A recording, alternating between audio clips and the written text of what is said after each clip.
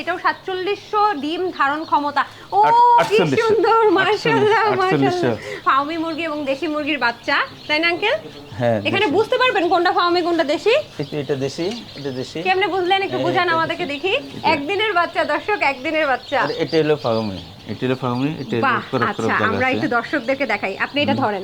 কেমনে বুঝলেন আপনি আমাকে একটু বলেন এটা দেখি। তো এটা কালার, এটা তো দেশি মুরগির কালার, দেশি এটা মুরগি। কালার। আর এটা হলো এই যে ক্রপ ক্রপ, হ্যাঁ হ্যাঁ। ওইরকম চিহ্নতে বোঝা যায়। আচ্ছা, ফার্মি মুরগিটা একটু দেন। দেশি মুরগি তো দর্শক আপনারা নিশ্চয়ই দেখেছেন, দেশি মুরগির একদিনের বাচ্চা। ফার্মি মুরগিটার একটা মজার বৈশিষ্ট্য দেখেন, এর চোখের সামনে চোখটা কিন্তু কুচকুচে কালো হয়। দেশি মুরগি কিন্তু কুচকুচে কালো হয় না, এবং এর উপরের জায়গাটা এরকম ফুটা ফুটা ফুটা ফুটা থাকে, মানে ছোপ ছোপ ছোপ ছোপ থাকে। এবং সবচেয়ে মজার কথা হচ্ছে এর পাটা যদি লক্ষ্য করেন দর্শক, পাটা হচ্ছে, আমরা দেশি মুরগি সাধারণত হলুদ বা কালো দেখি, এটা কিন্তু নীলাভ একটা কালো থাকে পায়ের মধ্যে। এটা দেখেই বোঝা যাবে যে এটা ফার্মি মুরগি। আরে এটা বলাই যায় এটা ফার্মি মুরগি, তাই না?